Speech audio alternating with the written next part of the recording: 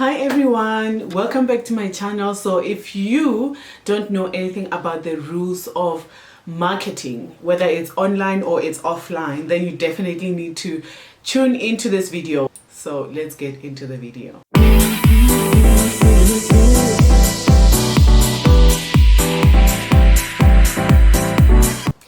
The first rule of marketing is, I'm going to use this analogy. It's you need to fish where the fish are. So this means that if you are somebody who is marketing to business owners, so you want to work with people that have businesses, then you need to go where the people that have businesses hang out. You can't just be on Instagram, even though you know that the kind of people that you want to work with are people that they're company owners. Most of them are so busy, they don't sit on Instagram scrolling through and looking at certain things. So you need to know where your people are. If you are selling to, teenagers, you're selling products and things like that, then, things that require visual stimulation, like if it looks pretty, it sells quicker, then you definitely need to be on, you definitely need to be on Instagram, you definitely need to be on TikTok. So you need to fish where the fish are. And if you obviously are looking for business people, then you definitely need to be on LinkedIn. You need to decide, under that rule, you need to decide what type of fish you are going after. So that goes back to what I just about, knowing who your customer is. That is a business owner, he's this age, he does this, he does that, over the weekend he does this, and so you know who you are targeting, and that is very important. So even if you are in a service-based business, say maybe you are an accountant and things like that, you need to know what type of client you want to work with. If you want to work with small business owners that are handmade businesses, then you need to be on Instagram. If you want to work with small business owners that are maybe you want to teach other accountants how to get more clients and things like that, then you need to be where they are. Where do you hang out? Like realistically, not ideally, because all of us like Instagram. Instagram is easy. You just see nice pictures and you scroll, but it doesn't necessarily mean that your client is on Instagram. So are you wasting time at the wrong place, targeting the wrong person? So another thing is to find out where this particular species of fish swim. So like what time of, and also what time of the year they're swimming. So this goes back to understanding where your client is, around what time are they spending time online. That's another thing. And also around what time are they, are they willing to look on their phones to see your ad or things like that. When they're searching, where are they searching? And then you also need to, secure that client. So what do they respond to? Do they respond to WhatsApps? If there is a WhatsApp number there, something you have to think about also is who is behind that, who's behind that DM that you're sending? Who's behind that message that you're sending on Facebook? Because it's not always the company owner that is on Facebook. Sometimes it's the social media manager. For example, I manage my clients' accounts. So if you are messaging them on Instagram, you're messaging me. I'm not the company owner. So if you think that you're going to send a message saying, I need this or I need the job or whatever, and you think you're speaking, that's not always the case. So that's something to think about. And then you need to know when to actually contact the client and what you're going to say when you contact them. So if you're fishing, you need to know when to cast the line. Like if you just send me a DM, you just followed me now, and I see that you just followed me, you send me a DM and you're like, hey, I need, I like your content. Look at my business page and follow me. No. But if it's somebody that I've been interacting with for a while, if they ask me, hey, have you checked out my page, then I'm definitely going to go to their page and follow them, because we have been interacting for a while. So the same goes for you also, and the way that you contact clients. So with that being said, we need to move on to point number 2, or rule number 2 of the marketing. Rule number 2, you need to dominate the media. The nice thing is that these days you don't need a PR company. Basically, you can be your own PR, and PR just means you putting yourself out there. You can contact newspapers and be like, hey, if you're interested in my story, this is what I'm doing. You can post everywhere. You can share blog posts. You can basically make yourself a celebrity without being a celebrity, really. That's what people on TikTok are doing. Like now, even with artists, they don't need to sign up with a label first. Like send, back in the day, people used to make mixtapes and send them through to the radio, and then they will hope their song gets played on the radio before they actually see any, maybe hoping over time that people hear their songs and then people interact with them. It doesn't have to be that way anymore. You can be your own PR company. Just put content out there, start publishing. So personal selling, it doesn't really work anymore. That's like cold calling, and you just call people and you get in people's faces. It doesn't work anymore, because now there's so many ways that people can block you from actually reaching them. First of all, maybe they have a receptionist and they tell them, if somebody calls, I'm in a meeting, or just tell them to just take a message. Some people don't even want to take calls. They just say, just take a message, because they're so busy. They can't be attending to every call. That's why they hire other people. So if you are always just about me, even on social media, even though some people do work on their accounts themselves, people are averse to people that just talk about themselves. Instead, you need to have relationship-based selling. So relationship-based selling is, I'm gonna do this for you, and then in return, you will have to spend some moolah in order to get this from me. So that's relationship-based selling. This for that. Not just about me, come buy my product, come do this, come do that. And then also sales promotions, they do quite well. If you want to get your brand out there, a competition is always the way to go. Everybody wants free things. Even people that have money want free things. And I refuse to believe anything else, okay? So sales promotion, competitions, and all of that. I'm going to be doing a video on how to run a successful competition on Instagram. That makes sure that what you want to achieve, you get with your, with running a competition. Because I see so many people running competitions, win this, win that, but at the end of the day, you're giving something away and you haven't gotten anything in return. Like, people will just enter the competition, but you don't get clients from that, from that competition that you ran. So I'm going to be going more into detail about competitions in our next video. So I need to breathe because I get so passionate and I speak quite fast. So yes, I'm going to be speaking about that. So you need to subscribe. You need to subscribe so that you know what is coming up and you don't miss any of the videos that might be important to your business.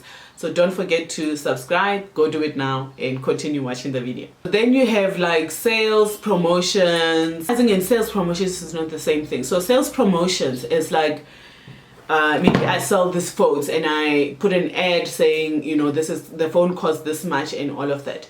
And advertising, like running a competition, is like, win this phone and, tag your friends, do this, do that. So that is another way. And then you also have, the coupons that you can give away on social media. You can have like loyalty cards and so forth. Rule number 3 is to spend when people have money. Most of our businesses, like if you look at December is like one of the worst times to try and sell people a lot of stuff, because most of the time people are closing. For some people, actually December works better for people that are selling products, because then they push out the product for Christmas gifts and things like that. That's if it's aligned to, gifting and all of that.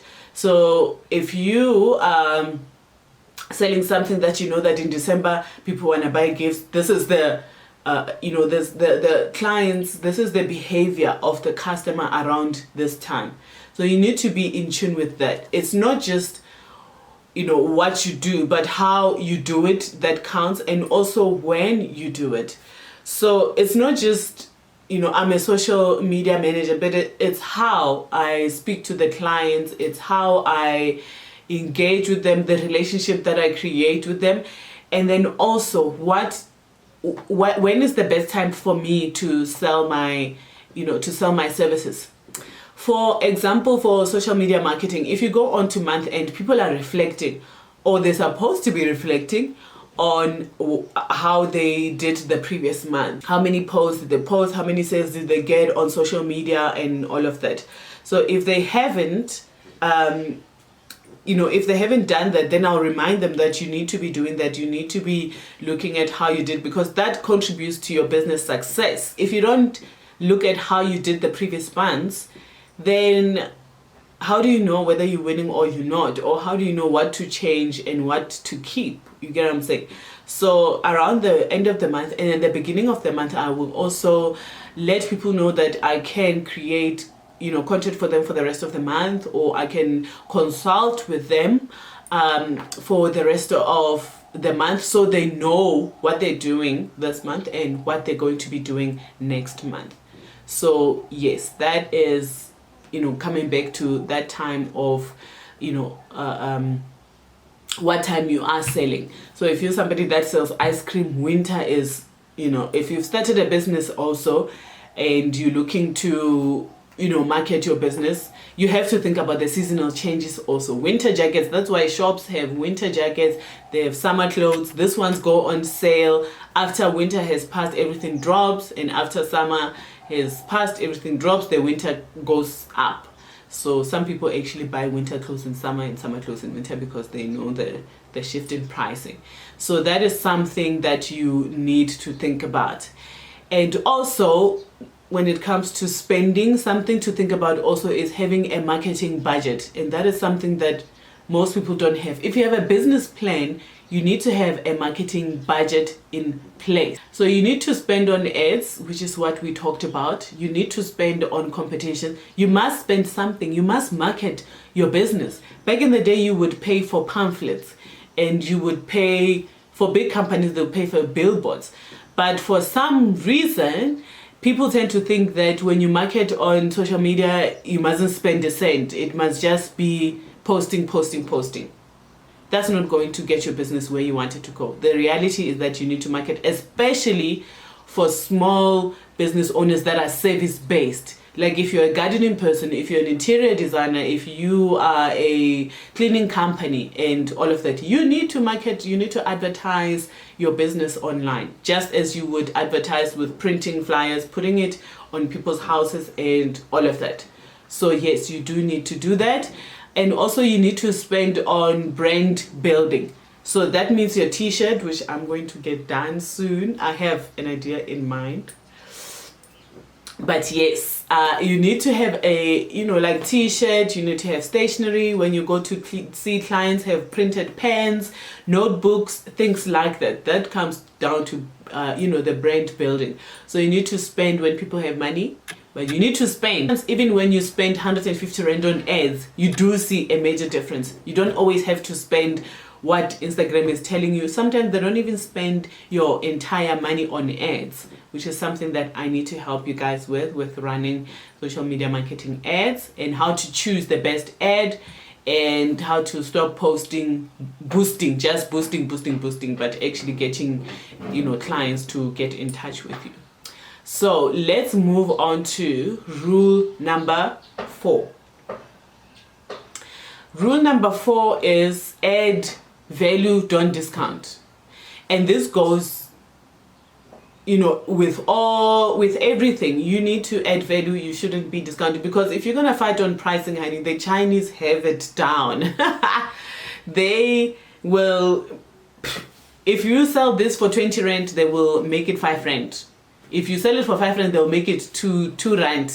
If you sell it for 2 Rand, they'll make it 25 cents and make it cheap. So you can't be competing on price. You need to compete on value. If you add value, you shouldn't be reducing your price. So if you are somebody that does people's hair, and somebody Sarona down the road does it for 50 rand, you want to do it for 200 rand because you know that's what it's worth.